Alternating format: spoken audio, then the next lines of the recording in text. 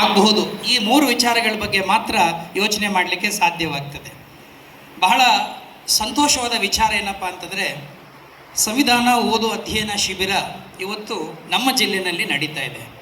ಇವತ್ತು ಮತ್ತು ನಾಳೆ ಈ 2 ದಿನದ ಕಾರ್ಯಕ್ರಮ ಅತ್ಯಂತ ಸಮಯೋಚಿತವಾದಂಥ ಮತ್ತು ಅರ್ಥಪೂರ್ಣವಾದ ಕಾರ್ಯಕ್ರಮವನ್ನು ಆಯೋಜನೆ ಮಾಡಿರ್ತಕ್ಕಂಥ ಎಲ್ಲ ಸಂಘಟಕರಿಗೆ ವೈಯಕ್ತಿಕವಾಗಿ ಹಾಗೂ ಜಿಲ್ಲಾ ಆಡಳಿತದ ಪರವಾಗಿ ಹೃತ್ಪೂರ್ವಕವಾದಂಥ ಅಭಿನಂದನೆಗಳನ್ನು ತಿಳಿಸಲಿಕ್ಕೆ ಬಯಸ್ತೇನೆ. ಈಗಾಗಲೇ ಪ್ರಾಸ್ತಾವಿಕವಾಗಿ ಮಾತಾಡ್ತಾ ಈ ಒಂದು ಅಭಿಯಾನದ ಮಹತ್ವ ಏನು, ಹೇಗೆ ಇಡೀ ರಾಜ್ಯಾದ್ಯಂತ ಇದು ಸಾಕಷ್ಟು ಪ್ರಚಾರವನ್ನು ಪಡ್ಕೊಂಡಿದೆ ಮತ್ತು ಸಮಾಜದ ಮೇಲೆ ಬಹಳ ದೊಡ್ಡ ಪರಿಣಾಮವನ್ನು, ಆರೋಗ್ಯಕರವಾದ ಪರಿಣಾಮವನ್ನು ಉಂಟು ಮಾಡಿದೆ ಅನ್ನೋ ವಿಚಾರವನ್ನು ಈಗಾಗಲೇ ಪ್ರಾಸ್ತಾವಿಕವಾಗಿ ಮಾತಾಡಿದವರು ಹೇಳಿದರು. ಸಂವಿಧಾನ ಓದು ಅನ್ನುವ ಕೃತಿಯನ್ನು ಮಾನ್ಯ ನ್ಯಾಯಮೂರ್ತಿಗಳು ಬರೆದು ಅದನ್ನು ಪ್ರಕಟ ಮಾಡಿದ ಸಂದರ್ಭದಲ್ಲಿ ಅದಾಗಿ 1 ವರ್ಷ 2 ವರ್ಷದಲ್ಲಿ ನಾನು ಚಾಮರಾಜನಗರ ಜಿಲ್ಲಾಧಿಕಾರಿಯಾಗಿ ಕೆಲಸ ಮಾಡ್ತಾ ಇದ್ದೆ. ಆಗ ಅಲ್ಲಿದ್ದಂಥ ಮಾನ್ಯ ಸಂಸದರು, ಈಗ ಇಲ್ಲ, ಶ್ರೀನಿವಾಸ್ ಪ್ರಸಾದ್ ಅವರು ಈ ಒಂದು ಸಂವಿಧಾನ ಓದು ಕೃತಿಯನ್ನು ಬಹಳ ದೊಡ್ಡ ಮಟ್ಟದ ಕಾರ್ಯಕ್ರಮ ಜಿಲ್ಲಾ ಮಟ್ಟದಲ್ಲಿ ಮಾಡಬೇಕು ಅಂತ ಹೇಳಿ ಮಾಡಿ ಅದನ್ನು ಬಹಳ ದೊಡ್ಡ ಪ್ರಮಾಣದಲ್ಲಿ ಈ ಒಂದು ಪುಸ್ತಕ ಬಿಡುಗಡೆ ಕಾರ್ಯಕ್ರಮವನ್ನು ಚಾಮರಾಜನಗರದಲ್ಲಿ ಮಾಡಿದರು. ಆ ಕಾರ್ಯಕ್ರಮದಲ್ಲಿ ನಾನು ಭಾಗವಹಿಸಿದೆ. ಮಾನ್ಯ ನ್ಯಾಯಮೂರ್ತಿಗಳಿಗೆ ಆವತ್ತು ಆ ಕಾರ್ಯಕ್ರಮಕ್ಕೆ ಬರೋಕ್ಕೆ ಆಗಿರಲಿಲ್ಲ. ಆನಂತರ ಕೂಡ ನಾನು ಅವ್ರ ಜೊತೆಯಲ್ಲಿ ಮಾತಾಡಿದೆ. ಬಹಳ ಅತ್ಯಂತ ಅದ್ಭುತವಾದಂಥ ಅರ್ಥಪೂರ್ಣವಾದಂಥ ಒಂದು ಪುಸ್ತಕ ಹೇಗೆ ಸಮಾಜದ ಜನರ, ಸಾಮಾನ್ಯ ಜನರ ಸಾಮಾಜಿಕ ಮತ್ತು ಆರ್ಥಿಕ ಮಾತ್ರವಲ್ಲದೆ ಅವರ ಸಾಂಸ್ಕೃತಿಕ ಜೀವನದ ಮೇಲೂ ಕೂಡ ಪರಿಣಾಮ ಬೀರಬಹುದು ಅನ್ನೋದಕ್ಕೆ ಈ ಸಂವಿಧಾನ ಓದುವ ಪುಸ್ತಕವೇ ಅದು ಸಾಕ್ಷಿ ಅಂತ ಹೇಳಲಿಕ್ಕೆ ನಾನು ಬಯಸ್ತೇನೆ. ಪ್ರಾಯಶಃ ನಾವೆಲ್ಲರೂ ಕೂಡ ಸಂವಿಧಾನದ ಬಗ್ಗೆ ಶಾಲಾ ಕಾಲೇಜಿನಲ್ಲಿ ಓದ್ಕೊ ಬಂದುಬಿಟ್ಟಿದ್ದೀವಿ, ಕೇಳಿದ್ದೀವಿ. ಪತ್ರಿಕೆಗಳಲ್ಲಂತೂ ಸಂವಿಧಾನ ಸಂವಿಧಾನ ಸಂವಿಧಾನ ಅಂತ ಕೇಳ್ತಾ ಇರ್ತೀವಿ. ಬಟ್ ಭಾಳ ಕಡಿಮೆ ಸಂಖ್ಯೆ ಜನಕ್ಕೆ ಸಂವಿಧಾನ ಅಂದರೆ ಏನು, ಆ ಸಂವಿಧಾನದ ಒಳಗಡೆ ಏನಿದೆ, ಈ ಸಂವಿಧಾನಕ್ಕೂ ನನಗೂ ಇರುವ ಸಂಬಂಧ ಏನು, ಆ ಬಾಂಧವ್ಯ ಏನು ಅನ್ನೋದು ಬಹಳ ಜನಕ್ಕೆ ಗೊತ್ತಿಲ್ಲದಿರೋದು ಇವತ್ತಿನ ಬಹಳ ದೊಡ್ಡ ವಿಪರ್ಯಾಸ. ಆ ವಿಪರ್ಯಾಸ ಮತ್ತು ಆ ಕೊರತೆಯನ್ನು ನೀಗುವ ದಿಕ್ಕಿನಲ್ಲಿ ಮಾನ್ಯ ನ್ಯಾಯಮೂರ್ತಿಗಳು ರಚನೆ ಮಾಡಿರುವ ಸರಳವಾದಂಥ ಈ ಪುಸ್ತಕ ಇವತ್ತು 20 ಲಕ್ಷ ಮಂದಿಗೆ ತಲುಪಿದೆ ಅಂತಂದರೆ ಅದು ನಿಜಕ್ಕೂ ಒಂದು ದೊಡ್ಡ ಒಂದು ರೀತಿಯ ರೆಕಾರ್ಡ್, ಅದು ದಾಖಲೆ ಅಂತಲೇ ನಾನು ಹೇಳಲಿಕ್ಕೆ ಬಯಸ್ತೇನೆ. ಓದುವ ಸಂಸ್ಕೃತಿಯನ್ನು ನಾವು ಮರೆತು ಭಾಳ ದಿನ ಆಗೋಗಿದೆ. ಪುಸ್ತಕಗಳನ್ನು ಮುಟ್ಟದು ಬಿಟ್ಟು ಭಾಳ ವರ್ಷಗಳಾಗೋಗಿದೆ. ಪಾಪ ಕಾಲೇಜಿನಲ್ಲಿ ಅವರೇನೋ ಸುಮ್ಮನೆ ಅನಿವಾರ್ಯವಾಗಿ ಪುಸ್ತಕ ಓದ್ತಾವ್ರೆ. ಅವರು ಕೂಡ ಪಕ್ಕದಲ್ಲಿ ಇಟ್ಬಿಟ್ಟು ಆನ್ಲೈನು, ಯೂಟ್ಯೂಬು, ಆಟ್ಯೂಬು ಅಂತ ಬ್ಯುಸಿ ಆಗಿಬಿಟ್ಟವ್ರೆ. ಆ ಪುಸ್ತಕವನ್ನು ಓದುವಂಥ ಪ್ರತಿ ಹಾಳೆಯನ್ನು ತಿರುಚಿ ಆ ಹಾಳೆಯಲ್ಲಿ ಇರ್ತಕ್ಕಂಥ ಅದರ ಏನು ಒಳಗಡೆ ಇದೆ ಆ ಸತ್ವವನ್ನು ತಿಳಿದುಕೊಳ್ಳುವಂಥ ಒಂದು ರೀತಿ ಇದೆಯಲ್ಲ, ಅದು ಇವತ್ತಿನ ಕಾಲದಲ್ಲಿ ಪುಸ್ತಕ ಕೊಂಡುಕೊಂಡು ಓದ್ತಾ ಇದ್ದಾರೆ ಅನ್ನೋದೇ ನಿಜಕ್ಕೂ ಬಹಳ ಹೆಮ್ಮೆಯ ವಿಚಾರ. ಯಾಕೆಂದರೆ ನನ್ನ ಪ್ರಕಾರ ಯಾವುದೇ ಒಂದು ಬರವಣಿಗೆ ಜನರ ಮನಸ್ಸಿಗೆ ತಲುಪಬೇಕು ಅಂದರೆ ಅದು ನನ್ನ ಪ್ರಕಾರ ಅದು ಪುಸ್ತಕದ ಮೂಲಕ, ಪ್ರಿಂಟ್ ಮಾಧ್ಯಮದ ಮೂಲಕ ಅಂತ ಹೇಳಲಿಕ್ಕೆ ನಾನು ಬಯಸ್ತೇನೆ. ಬಹುಶಃ ಕೆಲವರಿಗೆ ನಿಮ್ಗೆ ಅನಿಸ್ಬೋದು, ನೀವು ಸ್ವಲ್ಪ ಹಳೆ ಕಾಲದವ್ರು ಇರ್ಬೋದು, ಇಲ್ಲ ಸರ್ ಈಗೆಲ್ಲ 2 ಕ್ಷಣದಲ್ಲಿ ನಾವು ಯೂಟ್ಯೂಬಲ್ಲಿ ನೋಡಿಬಿಡ್ತೀವಿ, ಗೂಗಲ್ ಮಾಡಿಬಿಡ್ತೀವಿ, ಹಾಗೆ ಹೀಗೆ ಅಂತ. ಯೂಟ್ಯೂಬ್ನಲ್ಲಿ ನೋಡಿದವರು, ಫೇಸ್ಬುಕ್ನಲ್ಲಿ ಮಾತಾಡಿದವರು, ವಾಟ್ಸಪ್ನಲ್ಲಿ ಚಾಟ್ ಮಾಡಿದವರು ಇವತ್ತು ಎಲ್ಲಿಗೆ ಹೋಗಿದ್ದಾರೆ, ಯಾವ ಸ್ಥಿತಿ ತಲುಪಿದ್ದಾರೆ ಅಂತ ನಮಗೆಲ್ರಿಗೂ ಗೊತ್ತಿದೆ. ಏನಾದರೂ ಒಂದು ಘಟನೆ ಆದರೆ ಫೇಸ್ಬುಕ್ನಲ್ಲಿ, ವಾಟ್ಸಪ್ನಲ್ಲಿ ಅಯ್ಯೋ ಪಾಪ ಅಂತ ಹೇಳ್ತಾರೆ. ಅದೇ ಘಟನೆ ತಮ್ಮ ಸುತ್ತಮುತ್ತಲು ಆದಾಗ ಕಣ್ಣಿದ್ದು ಕುರುಡರಂತೆ ನಟಿಸುವಂಥ ಈ ಪದ್ಧತಿ, ಈ ಆಷಾಢಭೂತಿತನ ಎಲ್ಲಿವರೆಗೆ ಇರಲಿಕ್ಕೆ ಸಾಧ್ಯ? ನಾವು ಯಾರಿಗೆ ಮೋಸ ಮಾಡೋ ಪ್ರಯತ್ನ ಮಾಡ್ತಾ ಇದ್ದೀವಿ? Are we trying to fool others or are we trying to fool the society? Definitely not, my dear friends. We are not trying to fool anybody else. We are trying to fool our own selves.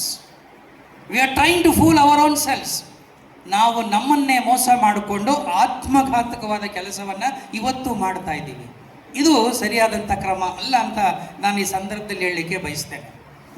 ಸಂವಿಧಾನ ಅಂತ ಹೇಳ್ತಾರಲ್ಲ, ಯಾಕೆ, ಏನು? ಈ 47, 50ರಿಂದ ಈಚೆಗೆ ನಾವು ಸಂವಿಧಾನದ ಬಗ್ಗೆ ಮಾತಾಡ್ತೀವಲ್ಲ, ಅಷ್ಟೊಂದು ಪ್ರಾಮುಖ್ಯತೆ ಯಾಕೆ ಕೊಡಬೇಕು ಅಂತ ಅನೇಕರಿಗೆ ಅನಿಸಿರಬಹುದು. ಆದರೆ ಇವತ್ತು ಸಂವಿಧಾನ ಅನ್ನೋದು ಇದೆ. ಆ ಸಂವಿಧಾನದ ಪ್ರಕಾರ ಇವತ್ತು ನಮ್ಮ ವ್ಯವಸ್ಥೆ, ಸರ್ಕಾರ ಎಲ್ಲವೂ ಶಿಸ್ತುಬದ್ಧವಾಗಿ ಸಮರ್ಪಕವಾಗಿ ನಡೀತಾ ಇದೆ ಮತ್ತು ಈ ಸಮಾಜದಲ್ಲಿ ಒಂದಷ್ಟು ಶಾಂತಿ ಇದೆ, ನೆಮ್ಮದಿ ಇದೆ, ಪ್ರಗತಿ ಆಗ್ತಾ ಇದೆ, ಒಂದು ಸೌಹಾರ್ದವಾದಂಥ ವಾತಾವರಣ ಇದೆ ಅನ್ನೋದಕ್ಕೆಲ್ಲ ಕಾರಣ ಈ ಸಂವಿಧಾನ. ಸಂವಿಧಾನ ಬರೋ ಪೂರ್ವದಲ್ಲಿ ಹಾಗಾದರೆ ಸಂವಿಧಾನ ಇರಲಿಲ್ವೇ? ಆವಾಗ ವ್ಯವಸ್ಥೆ ಇರಲಿಲ್ವಾ? ಜನರು ಬದುಕ್ತಾ ಇರಲಿಲ್ವಾ? ಆವಾಗ ಸಾಮರಸ್ಯ ಶಾಂತಿ ಇರಲಿಲ್ವ ಅನ್ನೋ ಪ್ರಶ್ನೆ ನೀವು ಕೇಳ್ಬೋದು. ಇತ್ತು, ಆಗಲೂ ಸಮಾಜ ಇತ್ತಲ್ಲ, ಆಗಲೂ ವ್ಯವಸ್ಥೆ ಇತ್ತಲ್ಲ, ಸರ್ಕಾರಗಳು ಇದ್ವಲ್ಲ, ಆದರೆ ಬೇರೆ ಬೇರೆ ರೂಪದಲ್ಲಿ ಸರ್ಕಾರಗಳಿದ್ವು.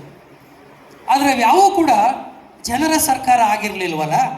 ಜನರ ಆಶಯಗಳಿಗೆ, ಆಶೋತ್ತರಗಳಿಗೆ ಸ್ಪಂದಿಸ್ತಕ್ಕಂಥ ಸರ್ಕಾರ ಎಲ್ಲಾಗಿತ್ತು?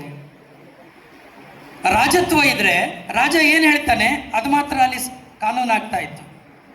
ಬ್ರಿಟಿಷರು ಬಂದರು, ಅವ್ರು ನಮ್ಮನ್ನು ಆಳಿದರು, ಅವ್ರು ಹೇಳಿದ್ದು ಅಲ್ಲಿ ವೇದವಾಕ್ಯ ಆಗಿರ್ತಾ ಇತ್ತು. ನಮ್ಮನ್ನು ಆಳಿದವರೆಲ್ಲರೂ ಮಾಡಿದ್ದೇ ಕಾನೂನು ಆಗಿತ್ತವೇನ ಈ ದೇಶದ ಜನ ಭಾರತೀಯರು ತಮಗೆ ಅನ್ನಿಸಿದ ಹಾಗೆ ಆಳ್ವಿಕೆ ಮಾಡಿಕೊಂಡಂಥ ಸಂದರ್ಭ ಎಲ್ಲಿತ್ತು? ಇರಲಿಲ್ಲ ಅಲ್ಲ. ಭಾರತೀಯರು ತಮ್ಮನ್ನು ತಾವು ಆಳಿಕೊಳ್ಳೋದಕ್ಕೆ, ತಮ್ಮ ಸಮಾಜವನ್ನು, ತಮ್ಮ ವ್ಯವಸ್ಥೆಯನ್ನು ನಿರ್ಮಾಣ ಮಾಡಿಕೊಂಡು, ರಚಿಸಿಕೊಂಡು, ನಿರ್ಮಾಣ ಮಾಡಿಕೊಂಡು ಅನುಷ್ಠಾನ ಮಾಡಬೇಕಲ್ಲ, ಆ ಕೆಲಸ ಅಷ್ಟು ಸುಲಭವಾದ ಕೆಲಸ ಅಲ್ಲ. ಅದು ಸ್ವಾತಂತ್ರ್ಯ ಬಂದ ನಂತರ ಆದಂಥ ಕೆಲಸ. ಇದನ್ನೇ ನಾವು ಪೊಲಿಟಿಕಲ್ ಸೈನ್ಸಲ್ಲಿ ಮಾತಾಡುವಾಗ we call it as accountability and responsibility ಅಂತ ಹೇಳ್ತೇವೆ. What is that accountability and responsibility? ಈ ಸಂವಿಧಾನ ಅನ್ನೋದು ಯಾರೋ ಒಂದು ಪುಸ್ತಕ ಬರೆದುಬಿಟ್ಟಿದ್ದಾರೆ, ಅದನ್ನು ನಾವು ಫಾಲೋ ಮಾಡಬೇಕು, ಕಾನೂನು ಪಂಡಿತರು ಕಾನೂನು ಮಾಡಿಬಿಟ್ಟಿದ್ದಾರೆ, ನಾವು ಫಾಲೋ ಮಾಡಬೇಕು ಅನ್ನೋ ವಿಚಾರ ಅಲ್ವೇ ಇಲ್ಲ. ಸಂವಿಧಾನ ಇದು ಯಾರೂ ಬರೆದಿದ್ದಲ್ಲ, ನಾವು ನೀವೆಲ್ಲರೂ ಸೇರಿ ವಿಚಾರ ಮಾಡಿ ಅವತ್ತಿನ ಕಾಲದಲ್ಲಿದ್ದಂಥ ಎಲ್ಲ ದಾರ್ಶನಿಕರುಗಳು, ಪಂಡಿತರುಗಳು, ಈ ದೇಶವನ್ನು ಪ್ರೀತಿಸ್ತಾ ಇದ್ದಂಥ ಪ್ರತಿಯೊಬ್ಬರು ಸೇರಿ ರಚನೆ ಮಾಡಿದ ಸಂವಿಧಾನ. ಇದನ್ನು ನಾವೆಲ್ಲರೂ ಸೇರಿ ಮನಸ್ಪೂರ್ವಕವಾಗಿ ಒಪ್ಪಿಕೊಂಡು ಆಚರಿಸಿಕೊಂಡು ಬರ್ತಾ ಇರತಕ್ಕಂಥ ಸಂವಿಧಾನ. This is the only country where we have ourselves adopted the provisions of the constitution. ನಾವೇ ಮನಸಾರೆ ಒಪ್ಪಿಕೊಂಡು ಅರ್ಪಿಸಿಕೊಂಡು ಅನುಷ್ಠಾನ ಮಾಡ್ತಾ ಇರ್ತಕ್ಕಂಥದ್ದು. ಹಾಗಾದರೆ ಈ ಸಂವಿಧಾನದಲ್ಲಿ ಏನಾದರೂ ನಾಳೆ ತೊಂದರೆ ಆದರೆ, ಎಡವಟ್ಟಾದರೆ, ಸಮಸ್ಯೆ ಆದರೆ ನೀವು ಯಾರನ್ನೂ ಬ್ಲೇಮ್ ಮಾಡುವಾಗಿಲ್ಲ. It is for our selves to be blamed. ಅದಕ್ಕೆ ಬಾಬಾ ಸಾಹೇಬ್ ಅಂಬೇಡ್ಕರ್ ಹೇಳಿದರು, ಒಂದು ವೇಳೆ ಈ ಸಂವಿಧಾನ ಫೇಲ್ಯೂರ್ ಆದರೆ ಅದಕ್ಕೆ ನಾವೆಲ್ಲರೂ ಕಾರಣರಾಗ್ತೀವಿನ, ಯಾರೋ ಒಬ್ಬರು ಇಬ್ಬರು ಮಾತ್ರ ಕಾರಣರಾಗ್ಲಿಕ್ಕೆ ಸಾಧ್ಯವಿಲ್ಲ. ನಿಜ, ಇವತ್ತು ನಾವು ಸಮಾಜದ ಬಗ್ಗೆ ಮಾತಾಡ್ತಾ ಇದ್ದೀವಿ, ಇವತ್ತಿಗೂ ಮಾತಾಡ್ತಾ ಇದ್ದೀವಿ ಅಂದರೆ ಎಲ್ಲೋ ನಮ್ಗೆಲ್ರಿಗೂ ದುಃಖ ಇದೆ, ಆ ಸಮಾಜದಲ್ಲಿ ಸಮಾನತೆ ಇಲ್ಲ ಅಂತ. Why we talk of equality? Because there is inequality, because there is gross injustice, because there is discrimination and disparity in the society. ಎಲ್ಲಿವರೆಗೆ ಸಮಾಜದಲ್ಲಿ ಅಸಮಾನತೆ ಇರುತ್ತೋ, ಅನ್ಯಾಯ ಇರುತ್ತೋ, ಅಕ್ರಮಗಳು ನಡೀತಾ ಇರುತ್ತೋ, ದೌರ್ಜನ್ಯ ಇರುತ್ತೋ, ಅಲ್ಲಿವರೆಗೂ ಕೂಡ ನಾವು ಅದರ ವಿರುದ್ಧವಾಗಿ ಮಾತಾಡ್ತಾನೆ ಇರ್ತೇವೆ. ಹಾಗಾದರೆ ಎಲ್ಲಿವರೆಗೆ ಮಾತಾಡಬೇಕು? Is there end for this inequality or is there no end for inequality or injust or discrimination or disparity? ಬಹುಶಃ ಯಾವುದೇ ಒಂದು ಸಮಾಜವನ್ನು ನನ್ನ ಒಂದು ಸೀಮಿತವಾದ ಅಧ್ಯಯನದಲ್ಲಿ ಒಬ್ಬ ಇತಿಹಾಸದ ವಿದ್ಯಾರ್ಥಿಗೆ ಹೇಳೋದಾದರೆ, ಐ ಥಿಂಕ್ ಒಂದು ಆದರ್ಶ ಸಮಾಜ ಅಂತ ಇರಲಿಕ್ಕೆ ಸಾಧ್ಯವಿಲ್ಲ. If I am taken properly or in a right manner. ಹೇಗೆ ಸಾಧ್ಯ? ಒಂದು ಆದರ್ಶ ಸಮಾಜ, ಒಂದು ಉಟೋಪಿಯನ್ ಸೊಸೈಟಿ ಅಂತ ಹಿಂದೆ ಕರೀತಾ ಇದ್ರು. ಆ ಸಮಾಜ ಆ ರೀತಿ ಇರ್ಲಿಕ್ಕೆ ಸಾಧ್ಯವಾ? ನನಗೆ ನನ್ನದೇ ಆದಂಥ ಗಂಭೀರವಾದಂಥ ಸಂಶಯಗಳಿದೆ ಇದ್ರ ಬಗ್ಗೆ. ಆದರೆ ಸಮಾಜದಲ್ಲಿ ಇರಬಹುದಾದಂಥ ಈ ತಪ್ಪು ಒಪ್ಪುಗಳನ್ನು, ಓರೆಕೋರೆಗಳನ್ನು, ಅಗಾಧವಾಗಿರ್ತಕ್ಕಂಥ ಅಕ್ರಮಗಳನ್ನು ಅಥವಾ ಅಸಮಾನತೆಗಳನ್ನು ಅಥವಾ ಈ ಭೇದ ಭಾವಗಳನ್ನು ಕಡಿಮೆ ಮಾಡಲಿಕ್ಕೆ ಸಾಕಷ್ಟು ಅವಕಾಶಗಳನ್ನು, ಸಾಕಷ್ಟು ಸಂದರ್ಭಗಳನ್ನು ನಮಗೆ ಸಂವಿಧಾನ ಮತ್ತು ಕಾನೂನು ಸೃಷ್ಟಿ ಮಾಡಿಕೊಟ್ಟಿದೆ. ಆ ಕಡೆಗೆ ನಾವೆಲ್ಲರೂ ಕೂಡ ಯೋಚನೆ ಮಾಡ್ತಕ್ಕಂಥವ್ರಾಗಬೇಕು. ಇವತ್ತು ಈ ದೇಶದ ಬಗ್ಗೆ ಮಾತಾಡುವಾಗ ನಾವೆಲ್ಲರೂ ಏನಪ್ಪ ಹೇಳ್ತೀವಿ ಅಂದರೆ, this is not a country which has been created by some intelligent people or brilliant people say about 200 years ago, 300 years ago or 500 years ago. ನಾನು ಇದೇ ವೇದಿಕೆಯಲ್ಲಿ ಕೆಲವು ತಿಂಗಳ ಹಿಂದೆ ಮಾತಾಡ್ತಾ ಇದ್ದೆ. Take for example America. America is a country which has been created only 500 years ago. That's all. America has got a history of only 500 years ago. Not even a year beyond 500 years. That means it is a country created by all the best brains of the world way back in 1490s, way back in 500. But where is India and what is the status? Bharat ಅನ್ನೋ ದೇಶ ನಿನ್ನೆ ಮೊನ್ನೆ ಸೃಷ್ಟಿಯಾದಂಥ ಅಥವಾ 4 ಜನ ಬುದ್ಧಿವಂತರು ಒಂದು ಕಡೆ ಕೂತು ಈ ದೇಶ ಹೀಗೆ ಇರಬೇಕು ಅಂತ ಸೃಷ್ಟಿ ಮಾಡಿದಂಥ ದೇಶವಲ್ಲ. It is a country which has evolved over centuries with lots of bags and baggages. ಶತಶತಮಾನಗಳಿಂದ ಈ ದೇಶ ಸೃಷ್ಟಿಯಾಗಿದೆ ಅಂತಂದರೆ ಬುದ್ಧನ ಬಗ್ಗೆ ನಾವು ಮಾತಾಡ್ತೀವಿ. ಇವತ್ತು 2500 ವರ್ಷಗಳ ಹಿಂದೆ ಇದ್ದ ಬುದ್ಧ ನಮಗೆ ಸಮಾನತೆಯ ಮೊದಲ ಪಾಠವನ್ನು ಹೇಳ್ಕೊಡ್ತಾನೆ. ಈ ಸಮಾಜ ಹೇಗಿರಬೇಕು ಅಂತ ಹೇಳ್ತಾನೆ. ಈ ಸಮಾಜದಲ್ಲಿ ಆಗ್ತಾ ಇದ್ದಂಥ ಅನ್ಯಾಯಗಳನ್ನು, ಈ ಸಮಾಜದಲ್ಲಿ ಆಗ್ತಾ ಇದ್ದಂಥ ಎಲ್ಲ ಅನೀತಿ ಕಾರ್ಯಗಳನ್ನು ಖಂಡಿಸ್ತಾನೆ. ಸಮಾಜಕ್ಕೆ ಒಂದು ಬೆಳಕನ್ನು, ಮಾರ್ಗವನ್ನು ತಂದುಕೊಡ್ತಾನೆ. ಇವತ್ತಿಗೂ ಕೂಡ ಆ ಮಾರ್ಗ ಅತ್ಯಂತ ಪ್ರಸ್ತುತವಾಗಿದೆ. Even today Buddha is very very relevant. ಯಾತಕ್ಕೆ ಇವೆಲ್ಲ ರಿಲೆವೆಂಟ್ ಆಗುತ್ತೆ ಅಂದರೆ ಸಮಾಜದಲ್ಲಿ ಇನ್ನೂ ಕೂಡ ಅನ್ಯಾಯ ಇದೆ, ಸಮಾಜದಲ್ಲಿ ಇನ್ನೂ ಕೂಡ ಅಸಮಾನತೆ ಇದೆ. ಹಾಗಾದರೆ ಏನು ಈ ಅಸಮಾನತೆ, ಅನ್ಯಾಯ ಅನ್ನೋದು? ನಾನು ಬೆಳಿಗ್ಗೆ ಮಾತಾಡ್ತಿದ್ದಂಗೆ ನ್ಯಾಯಮೂರ್ತಿಗಳ ಜೊತೆ ಹೇಳ್ತಾ ಇದೆ, integration is happening after 1950s 1947. ನಾವೆಲ್ಲರೂ ಒಂದು ಅಂತ ಮಾತಾಡ್ಕೋತೀವಿ, ಭಾಷಣಗಳು ಮಾಡ್ತೀವಿ, ಬರಿತೀವಿ, ಚೆನ್ನಾಗಿರ್ತೀವಿ, ಓಡಾಡ್ತಾ ಇರ್ತೀವಿ.